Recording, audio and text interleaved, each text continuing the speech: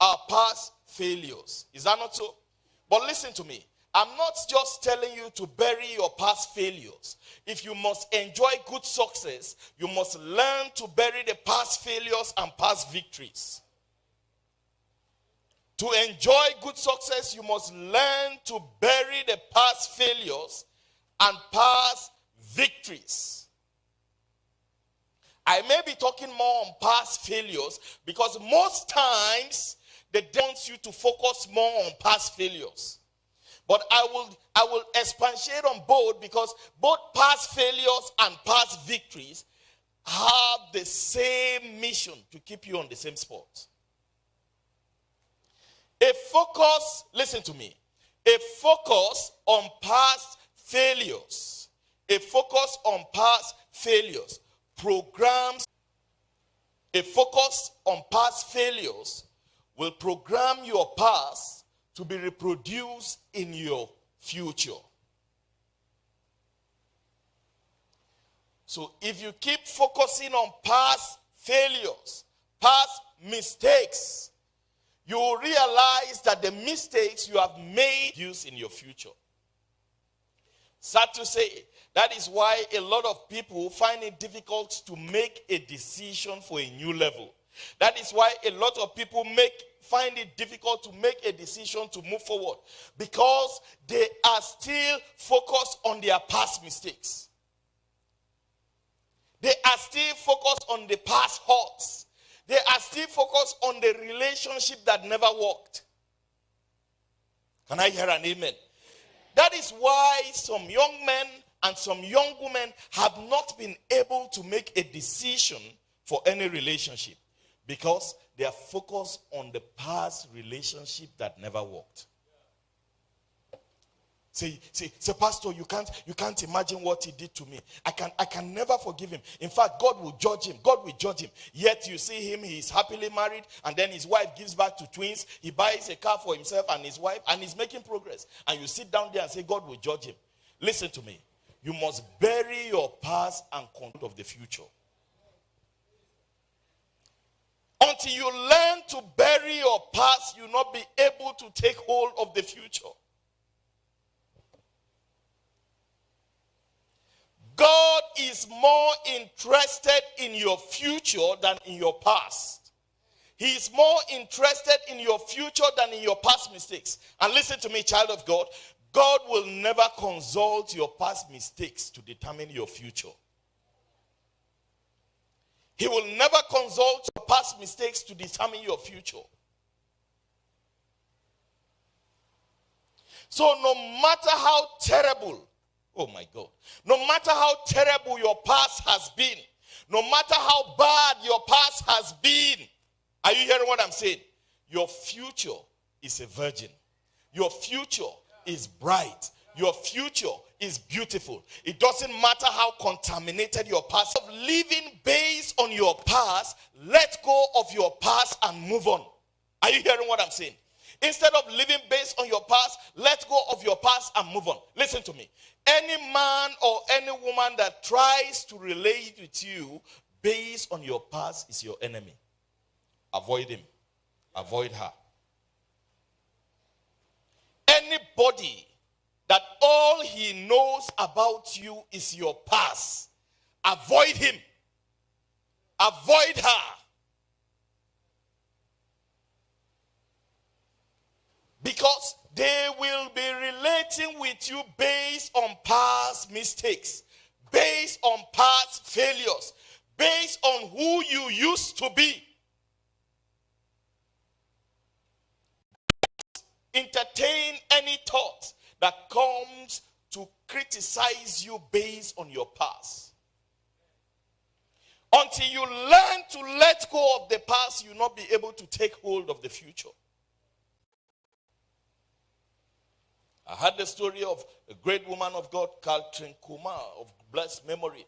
Catherine Kumar, we all know, it's written in God's Journal. We know a story how she got married to a wrong person. How do I know she got married to a wrong person? She married his husband. The man was married. He left his wife and he came and married Catherine Kuma. Listen to me. You can never get married to another woman's husband and say it's the will of God. It can never be the will of God. The man divorces his wife and comes to marry you, and you say it's the will of God. That is the will of the devil. That is the will of the devil. If you're a single lady, you should have no business with married men. You should greet them from far, and that's all. And any favor they show to you, you go and appreciate their wife. You should have no business. But you know what? Some stupid idiots are even believing God for another woman's husband. Come on. So listen to me. As a lady, the fact that you are existing, that means there is a husband for you.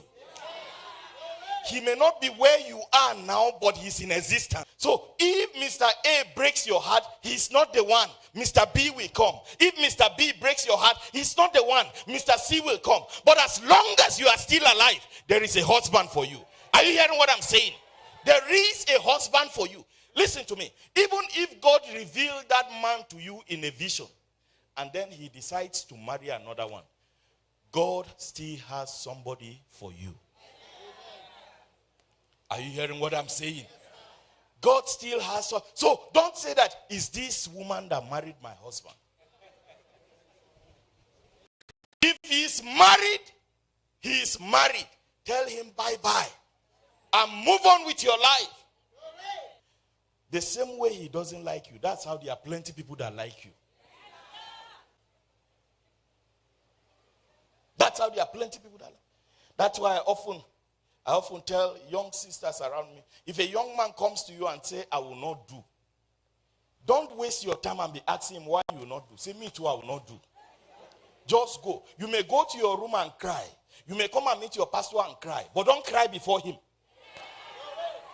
He has already told you he will not do. So why should he win you 2-0? As he says, he will not do. I will not do. Are you hearing what I'm saying? Then when you come to your pastor's office, you cry and cry and cry. Why? That is why he's a pastor. He will comfort you and console you. But when you go back and meet the young man, tell him, I'm not doing. But you sit down and be crying over one person that tells you he would. The worst set of people I've seen, Pastor, are those that decide to commit suicide because one person says he doesn't like them. One. Suicide. God forbid. I've told them in my church severally that if everybody on earth decides to die and it remain only me, I will not kill myself. You know what I'll be doing? I'll be moving on earth, waiting for what God is planning to do next. And anybody that joins me on earth, I'm the landlord.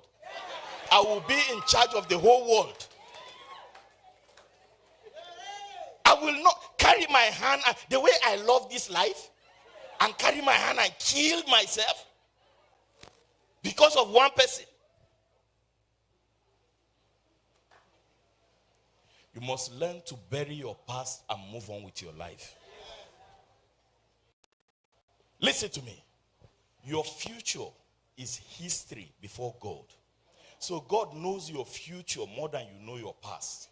There are some things that God has seen in your future that it will never work out. But you are feeling that, oh, it has to be this, it has to be this. No. God knows your future more than you know your past. And he has your future well planned out. As long as you are walking consistently with God, you will walk in the fullness of all that he has in store for you. You walk in the fullness of all that he has in store for you. Not in any way saying that if somebody breaks your heart, it will not be painful. It will be a painful experience. You say, Pastor, you don't understand. This is very painful. There's nothing we don't understand. Just like Jesus, we have been where you have been. Are you hearing what I'm saying? So it is no news. It is no, listen, in Ecclesiastes chapter 1 verse 9, that there is nothing new under the face of the earth. History always repeats itself. So anything you see happening has happened before. Anything you see happening has happened before. So there is nothing new. I mean, some time ago, a friend of mine came to tell me an experience he had. He went for a wedding in Kaduna. So when he went, he did not see anybody. So he went to the house. They were cooking there.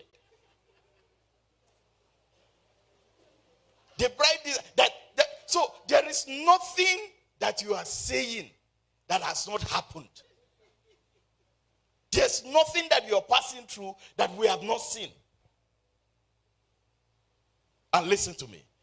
Since we have seen those things, we have passed through those things, and we are still alive, it's a proof that you will also not die. You have been living for over 20 years without this young man. And then he steps into your life. After that, you will not do again. Then you say, I cannot live without him. Because of 2 years, you can live. You can live. Say amen. Amen. There should be no reason why you should take your life. Are you hearing what I'm saying? Why you should take your life. Listen to me. Don't live your life based on revision. Live your life based on your vision. Living your life based on revision is living your life based on the past. Don't even make decisions based on your past. Don't. Because of the way this brother broke my heart, all brothers are wicked. So anyone that comes around you, you are suspecting him. Listen to me. That brother was wicked, but the new one is not. So you must learn to bury the past and move on with your life. If you fail to bury the past will reproduce itself. Past failures will reproduce itself in the future. Are you hearing what I'm saying? Likewise, past victories. You know what past victories does to you? Past victories ties you down to one spot. You keep feeding on past victories. I remember in 1982. All you have to tell us is things that have happened in the past. You have experienced victory in an area, let it go and move on. Don't be tied down with past victories, because past victories, are you hearing me? Past victories will keep you on one spot. That is why God, at the beginning of Joshua's ministry, he told him, Moses, my servant, is dead.